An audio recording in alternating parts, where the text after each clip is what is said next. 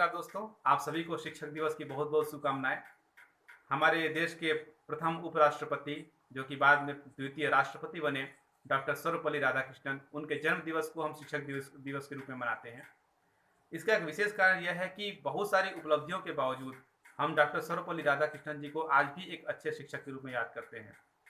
एक बार हमारे प्रधानमंत्री पंडित जवाहरलाल नेहरू जी ने कहा था कि सर्वपल्ली राधाकृष्णन एक अच्छे शिक्षाविद हैं, एक अच्छे राजनेता हैं, एक अच्छे विद्वान व्यक्ति हैं और ऐसे व्यक्ति का हमारे देश में होना, हमारे साथ होना हमारे लिए एक गर्व की बात है। उन्होंने कहा था कि जब तक वो हमारे साथ रहें तब तक उन्होंने हमें बहुत शिक्षाएं दी, उनसे हमने बहुत कुछ सीखा और उनके बाद भी उनकी जो शिक्षाएं हैं वो हमें ज्ञान देती रहेंगी। दोस्तों, जो हम अध्यापक दिवस मनाते हैं, शिक्षक दिवस मनाते हैं, इसका जो एक विशेष कारण यह है कि इस दिन हम उन सभी व्यक्तियों को याद करें जिन्होंने हमारे जीवन में एक योगदान दिया है, जिन्होंने हमें किसी न किसी रूप में कुछ सीख दी है। जरूरी नहीं है कि आपके विद्यालय में जो शिक्षक आपको ज्ञान दे रहे हैं सिर्फ वही आपके शिक्षक हैं जिन्हें आप शिक्षक दिवस के दिन याद करें। इसके अलावा हर एक व्यक्ति जो आपको किसी न किसी रूप में कोई सीख दे करके जाता है, वो जीवन में आने वाला कोई व्यक्ति हो, आपका मित्र हो, आपके माता पिता हो, या बाजार में जब आप जाते हैं तो छोटे से समय के लिए कोई एक बहुत ही अल्प समय के लिए मिलने वाला कोई व्यक्ति अगर आपको ज्ञान देकर जा रहा है तो जरूरी है कि आप उसके ज्ञान को भी और उस व्यक्ति को भी याद करें शिक्षक दिवस के दिन। मुझे बहुत सारी कहानियां इस समय याद आ रही हैं जो शिक्षक और छात्र के संबंध को दर्शाती हैं और ये बताती हैं कि हमारे विश्व में, न कि सिर्फ भारत में, पूरे विश्व में शिक्षक और छात्र के बीच का जो संबंध है उसे कितने अच्छे रूप में देखा जाता है या कितना महान संबंध माना जाता है। अभी हाल ही में सोशल मीडिया पे एक वीडियो वायरल हो रहा था जिसमें मैंने देखा कि हमारे देश के जो राष्ट्रपति हैं माननीय रामनाथ कोविंद जी, वो अपने अध्यापकों को सम्मानित कर रहे थे। कानपुर में एक समारोह हो रहा था, उसमें वो अपने अध्यापक लोगों को सम्मानित कर रहे थे।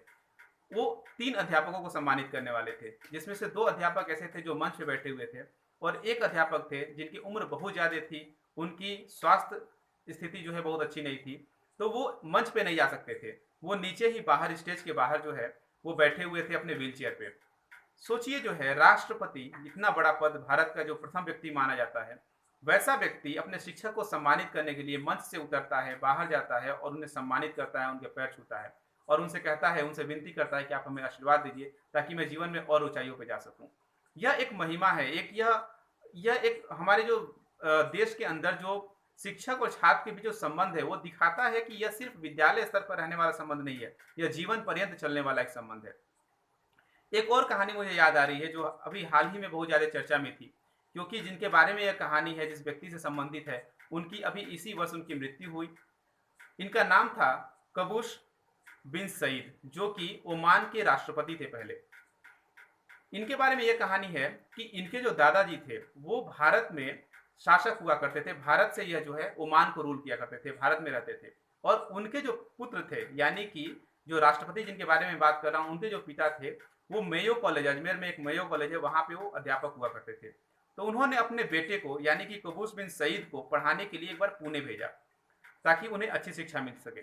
जब वो पुणे गए शिक्षा लेने के लिए तो वहाँ पे उनके एक अध्यापक थे शंकर दयाल शर्मा, जो कि बाद में भारत के राष्ट्रपति बने। शंकर दयाल शर्मा जो उनके अध्यापक थे वो भी राष्ट्रपति बने और बिन सईद भी जो है बाद में ओमान के राष्ट्रपति बने। एक बार ऐसा संयोग हुआ कि जब बिन सईद ओमान के राष्ट्रपति थे, उसी समय शंकर दयाल शर्मा जो है राष्ट्रपति होने के नाते, भारत के राष्ट्रपति होने के नाते ओमान के दौरे पर गए।